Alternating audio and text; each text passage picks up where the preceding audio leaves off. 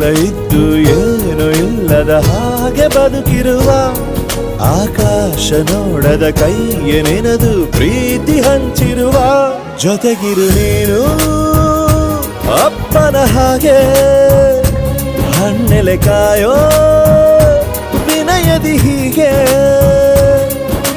ನಿನ್ನನು ಪಡೆದ ನಾವು ಪುನೀತ ಬಾಳು ನಗು ನಗುತ್ತಾ ಬೊಂಬೆ ಹೇಳುತ್ತೈತೆ ಮತ್ತೆ ಹೇಳುತ್ತೈತೆ ನೀನೇ ರಾಜಕುಮಾರ.